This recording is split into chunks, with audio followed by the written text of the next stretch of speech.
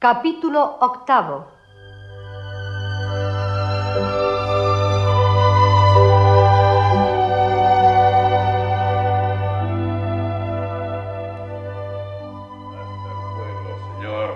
Hasta el fuego, pero no dentro de él, porque os quemaríais.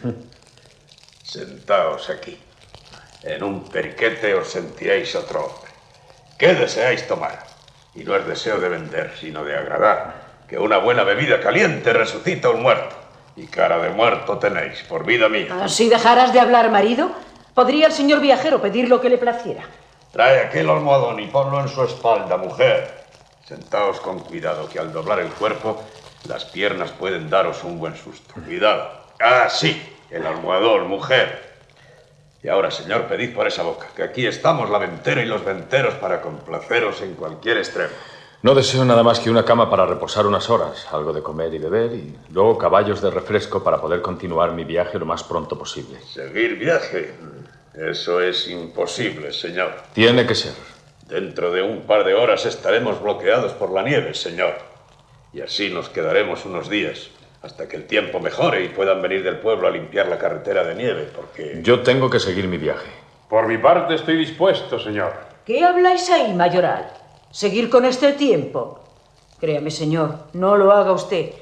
Puede seguir mañana o pasado en la otra diligencia, si es que este cabezota desea irse. Si Tom sigue conmigo, y estoy seguro de que seguirá, yo llevaré mi coche por esos mundos de Dios hasta su destino. Es mi trabajo y pienso cumplirlo como siempre lo hago. Pero el señor no tiene por qué acompañarle, mayoral. Si sigue viaje, morirá helado. ¿Y para qué sirve un señor helado, digo yo? Un señor tan joven y tan guapo, abandonado y enterrado en la nieve. Quédese, señor. Vamos, marido, di algo. Quedaos, señor. Os trataremos bien. ¿Qué os quedáis? Pues, señor, usted me dijo que tenía precisión de ir no sé a dónde, no sé a qué paisaje florido. Eso dijo en el coche. El frío le hacía delirar, sin duda alguna. Donde hay un paisaje florido en estos tiempos y en Inglaterra. Vamos, mi buen señor, no hagáis una imprudencia. Pues si la diligencia parte... Eso no os obliga. No, tenéis razón. Me quedo. Perdonad, mayoral, esta cobardía, pero no me siento con fuerzas para continuar, envuelto en paja por los helados caminos. No sienta vergüenza de ser inteligente, señor, y deje a este loco y su ayudante que vayan donde quieran. No es mi gusto buenaventera, sino mi obligación. Me pagan por ello y no debo fallar. ¿Y por eso viajáis con el coche vacío? Vaya obligación. En una venta más allá puede estar un viajero esperando, con prisa en su viaje. Por eso debo seguir. Tom! ¿Acabamos ya? El conductor de la diligencia había insistido en que le acompañara, creyendo complacerme. Pero yo estaba vencido. La verdad sea dicha es que soy tímido, como anuncié al principio de esta historia, y no supe resistir a tanta bondad y atención por parte de los venteros. Me trajeron mi maletín cubierto de nieve en el corto espacio que mediaba entre el coche y la casa, y me pareció un pequeño cadáver amortajado. Luego, el conductor y yo nos despedimos, no sin un poco de sentimentalismo por ambas partes, y ellos partieron mientras yo seguía a los venteros hasta la habitación más grande que yo había visto en mi vida. Una gran habitación en la que ardía un gran fuego en una enorme chimenea. Todo era grande, desmesurado, y así lo expresé. Pero os sentiréis a gusto en ella, señor. ¿No tenéis otra más pequeña, ventero? Achicaremos esta en un periquete, si vos lo deseáis así, señor. Pero es la mejor de la casa, y por eso os la hemos destinado. ¿Achicar la habitación, decís? Eso es. Corren tiempos navideños, tiempos de milagro, momentos de magia. Pero achicar una habitación... ¿Sois Merlín, ventera? No que yo sepa. Lo que haremos es poner unos biombos, no juntar sus paredes. Biombos. Pues mira, sí, no está mal la idea. Vengan esos biombos para que conserven lo más posible el calor. Los pondremos para que os encontréis menos solo, pero no son necesarios para el calor, que tengo en la leñera suficiente leña para tener esa chimenea al rojo vivo, y más caliente la habitación que una del palacio del rey, que guarde Dios muchos años. El dormitorio está al otro lado del pasillo, y allí una de mis mozas os está preparando una estupenda cama. Mas no vayáis aún, que hay que calentarla. ¿Y para dormir tengo que atravesar ese pasillo? Pero, ¿qué es esto? ¿Un palacio o una venta? Palacio fue en tiempos, y estos salones se vieron iluminados y visitados por gente muy ilustre, entre los cuales vos no desmereceríais, mi señor. Antes, al contrario. Bien, señor, espero que dentro de muy poco os sentiréis feliz, como yo os deseo. Eso ya no es posible, mi buen ventero. Por nuestra parte haremos lo posible para que así sea. Me temo que no está en vuestras manos el conseguirlo. Todo lo que queráis se hará. Ahora solo deseo un poco de soledad y un grog bien caliente. No me juzguéis ingrato, sino desgraciado. Y dejadme, por favor. Sí, señor. Voy por el grog. No hemos pretendido molestaros, señor. No, ni yo he tomado por molestia vuestros agasajos, ventero. Esperad, no os vayáis. Decidme antes, mi cochero me informó de que aquí se bifurca el camino. ¿Hacia dónde va uno y hacia dónde va el otro? Uno de ellos a Tirbe. El mío. Y el otro a Green. A Gretna-Green. Así es, señor. A Green.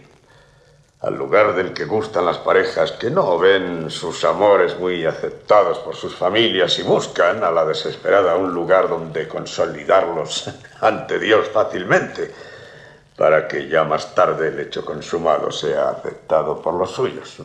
Gretna-Green. No veremos hoy ni mañana muchos jóvenes enamorados por aquí, pero no diría yo lo mismo de pasado mañana, señor. El día de Navidad es una fecha muy buena para casamientos. Y los enamorados no le tienen miedo al frío. Llevan dentro una hoguera. Sí, señor. Yo cuando conocí a la que hoy es mi mujer... Muy bien. Adelante, John. Bienvenidos los biombos. Vamos, formad con ellos una estancia más pequeña, tomando como cuarta pared la chimenea. Gracias, Cobbs, por tu ayuda. Aquí está también el grog, señor. Ponlo sobre la mesa, Mary. ¡Vivo! Muy bien. Ya está. ¿Os gusta la disposición, señor? Sí, mejor que está. Me daba cierto miedo una estancia tan grande a cuyos extremos no llegaba la luz. ¿Tenéis miedo a fantasmas? Descuidad, no los hay por aquí. Vamos, si acabasteis, fuera. No molestéis ya al viajero. Muy bien, yo os dejo también. Disponed de mí como gustéis. Y si os invade el aburrimiento, yo conozco historias que os harán al menos sonreír. Me ordenáis siempre, señor. Gretna-Green. Lugar de felicidad. Saber que estás tan próximo hace más dura mi tristeza. Ay, Ángela, ¿qué has hecho de mí? ¿Cómo has podido ser tan cruel?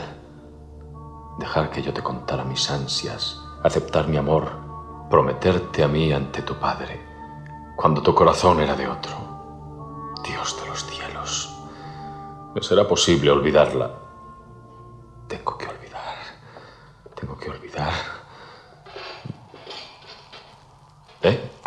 ¿Quién anda ahí? Soy yo, señor, que os traigo la cena. Sopa caliente, pollo asado y una botella de oporto. Resucita a un muerto el olor de esta sopa. Ved y oled, señor. Sí que está apetecible. Os arreglaré la mesa. Vamos, mujer, pon el mantel. Mary, ayuda a tu ama. Tira de ese lado, muchacha. Descansa la bandeja, marido, mientras yo paso la sopa y los platos a la mesa.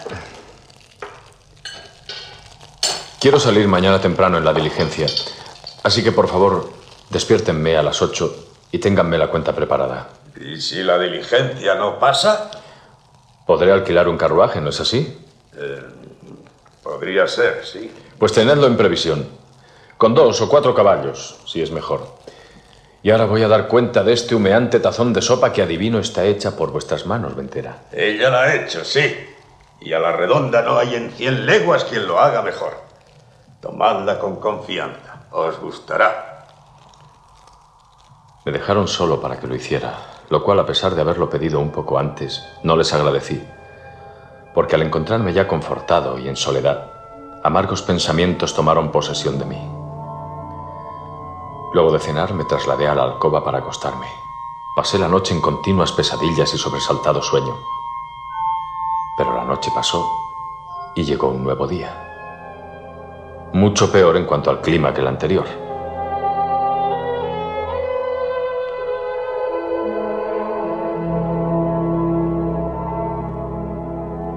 Ah, buenos días, señor.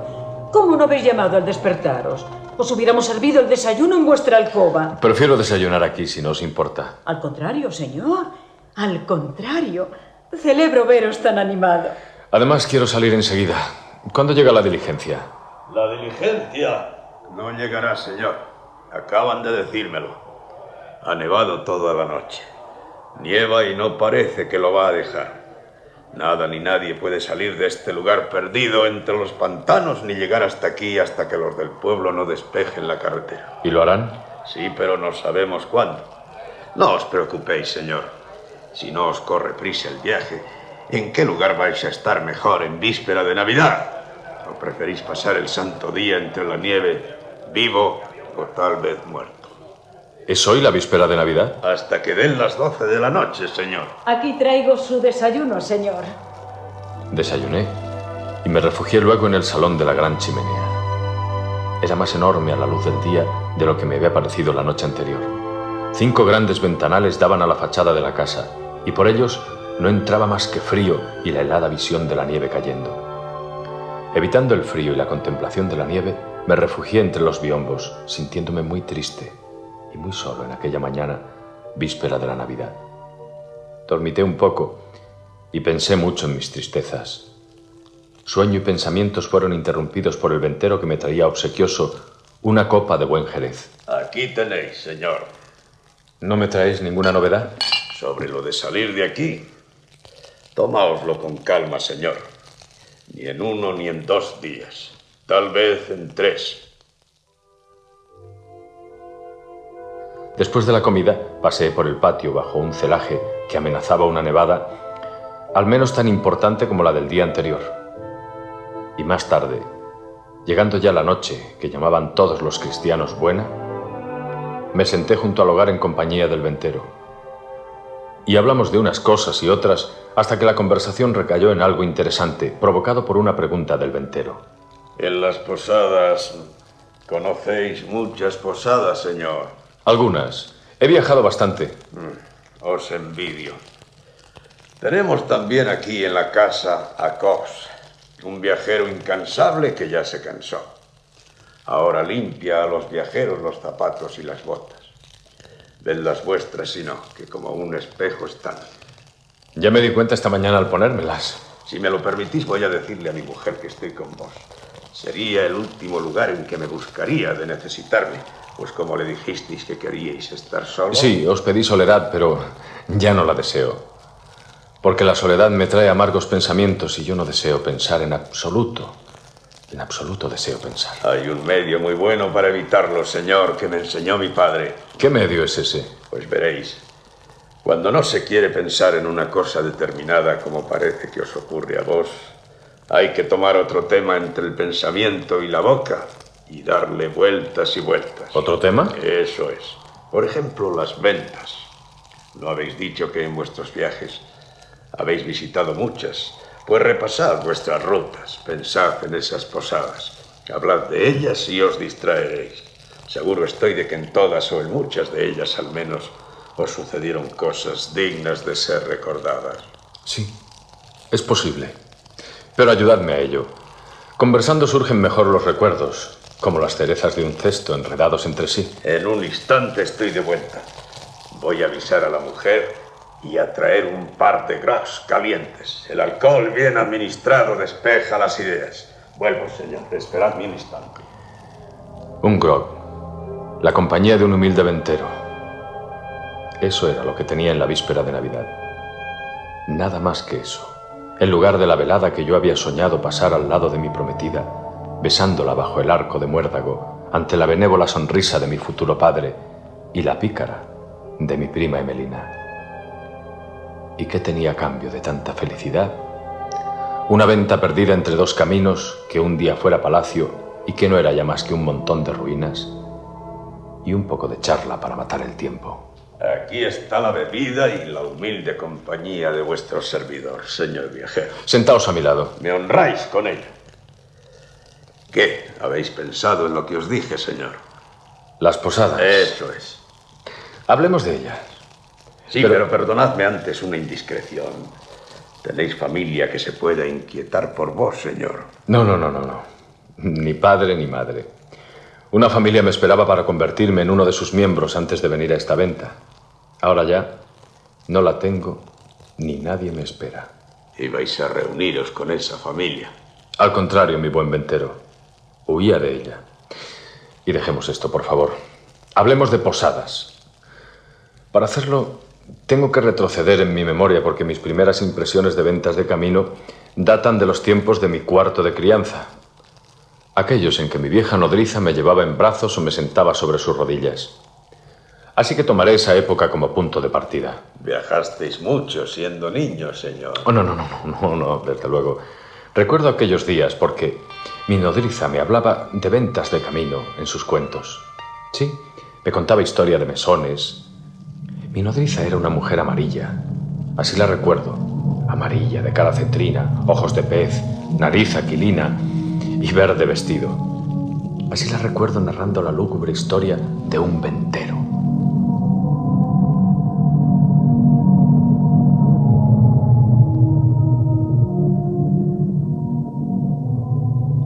El malvado ventero tenía un establecimiento a la orilla de un camino y la gente que llegaba a su venta de noche desaparecía misteriosamente. Pero un día, por fin, se descubrió todo. Lo sé. El ventero mataba a la gente para hacer pasteles de carne. Lo sé. No me cuentes más esa historia, nodriza. Luego tengo miedo. Miedo. ¿Qué es eso de tener miedo? Los hombres no temen a nada. Yo no soy un hombre porque solo tengo 5 años. Pues tienes que empezar desde bien pequeño a vencer tu miedo. Verás, Charlie, aquel malvado, para poder dedicarse mejor a confeccionar sus pasteles de... No me lo cuentes, por ¡Calla favor! y escucha! Aquel hombre, te digo, había abierto una puerta secreta en la cabecera de la cama de la habitación que destinaba a sus víctimas. Y cuando el hombre dormía, la puerta, que estaba como ahí, a la cabecera de tu cama, pero disimulada, la puerta se abría lentamente. Mira, imagina que se está abriendo ahí una puerta. No me lo digas. No me lo digas que luego no duermo, por favor. Porque eres un cobarde. Mira. Mira, te he dicho. Así. Pues ahí, en la cabecera de la cama, no apartes la vista. Se iba abriendo poco a poco una puerta y entraba el malvado ventero con un enorme cuchillo. Así era de grande. Y mataba al huésped y le cortaba poco a poco en pedacitos muy pequeños, ¿sabes? No te oigo. No quiero Y luego, irte. ¡Cállate! aquel malvado ¡Cállate! echaba los pedacitos a una caldera con agua hirviendo que siempre tenía preparada en el hogar y cocía la carne con la que luego hacía los pasteles. Y esto lo hacía cuando el silencio de la noche era más profundo. Se regodeaba mi nodriza mientras yo aterrado me tapaba la cabeza y todo. Luego me dejaba solo para que me durmiera. Mientras ella se iba a charlotear con la cocinera que, al igual que mi nodriza, creía en brujas. Y yo me quedaba allí, pequeñito en la alta cama, muerto de miedo, recordando el final de la historia de los pasteles. Para la cena os ha hecho uno mi mujer, que os aseguro que no es de carne humana, señor. Y también que os chuparéis los dedos, señor. Confío en ello. ¿Y cuál es el final de esa historia de pasteles? Pues mi nodriza decía que aquel hombre no tenía escrúpulos de conciencia y que se acostaba diciendo siempre demasiada pimienta, sin duda refiriéndose a su pastel, hasta que le descubrieron al parecer por aquella frase. De aquella historia me deshice a fuerza de llanto, pero ella me contaba otra y otra. En una de ellas había una valerosa doncella que mi nodriza insinuaba era ella misma, y un salteador que entró una noche dispuesto a robar en la casa de la joven valerosa y que ella le cortó de raíz una oreja, pero que el hombre escapó. Era un ladrón, robaba, ¿sabes? y guardaba el producto de sus robos, como luego se supo, en la venta que había junto al camino, a la salida del pueblo, donde esa joven valerosa... Esa joven era así como yo, de mi estatura, con mi nariz, ¿sabes? Y como ya te he dicho, le sorprendió y de un tajo, con un enorme cuchillo que tenía siempre en la cabecera de la cama, por si entraban ladrones, le cortó de raíz una oreja. Luego el hombre desapareció y años después la joven valerosa se casó con el dueño de la venta del camino. Y una noche, bueno, verás, te lo confieso, la novia era yo. Una noche, ya te digo, sospechando algo raro, porque el ventero siempre llevaba un gorro de seda en la cabeza, hasta para dormir lo llevaba. Pues ella, la joven valerosa, sospechando, levantó el borde del gorro y vio. ¿Qué es lo que crees tú que vio? No lo sé. ¡Qué niño más tonto! Pues vio que su flamante marido tenía una oreja de menos, la misma que ella había cortado al ladrón. ¿Y qué hiciste? Pues calenté inmediatamente un atizador, lo calenté al rojo vivo, ¿sabes? Y le rompí la cabeza al malvado. En recompensa de aquel hecho, me llevaron ante el rey, que me recibió en el salón del trono y me felicitó por mi acción. Mi nodriza sentía un placer de vampiro al asustarme hasta los límites de mi razón. Ahora estoy seguro de ello. También me contaba otra historia, que luego he leído en un libro, en la cual su cuñado, que era inmensamente rico, lo que no era mi padre, e inmensamente alto... Cosa que tu padre tampoco lo es. Mi nodriza ponía siempre un gran empeño en presentar a sus parientes y amigos con características que ridiculizaban a las personas que yo más quería. Y así me contaba que aquel cuñado suyo riquísimo y alto... cabalgaba una vez por el bosque en un magnífico caballo. Que en nuestra casa no había, por supuesto, llevando al lado un enorme perro de Terranova. Nosotros no teníamos perro, o mejor dicho, vivía en la casa un pobre y viejo perro sin raza al que llamábamos Daffy y del que no podíamos en absoluto presumir, cuando al parecer se vio sorprendido por la noche y se vio obligado a detenerse en una venta. Una ventera negra como un demonio abrió la puerta y le hizo entrar.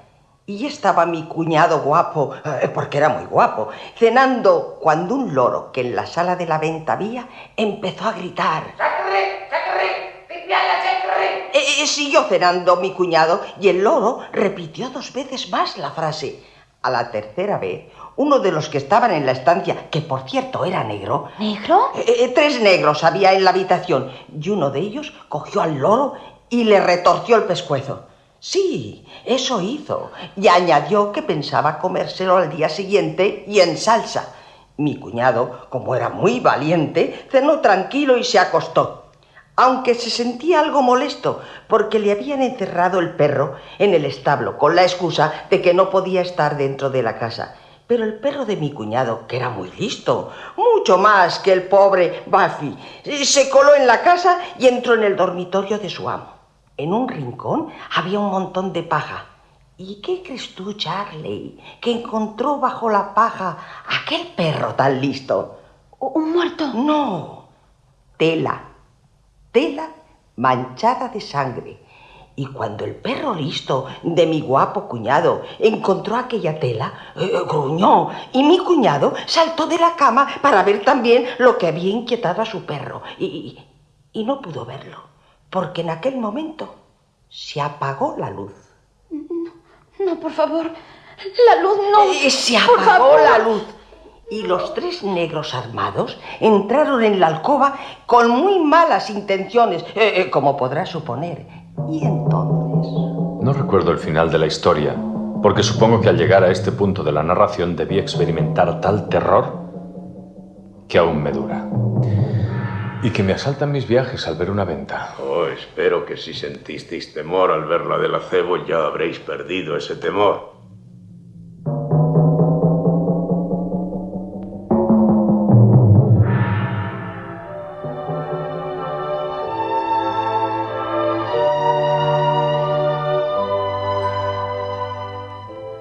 He sabido que uno siempre echa las culpas sobre los hombros ajenos, y mi ventero no iba a ser una excepción a la regla. No quise tomarme el trabajo de convencerle, y pretextando sueño, corté la reunión. Luego, pensando en mi amigo muerto y en la imprudente carta que lo alejó de mí hasta la eternidad, me dormí la noche de Navidad en la venta del acebo. Extraño pensamiento el mío en una noche tan alegre, pero es que todo mi ser retomaba tristeza al influjo de la traición sufrida.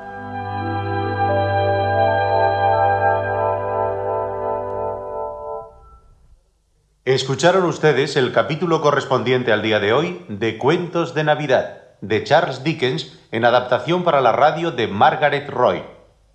Esta serie ha sido interpretada por Francisco Valladares, José Luis Heredia y la compañía de actores de la emisora. Efectos especiales, Bernardo Mingo y Cristiana Mick. Control y registro de sonido, Francisco Molina. Montaje musical, Gonzalo Corella. Dirección y realización, Ángel Vilches Criado.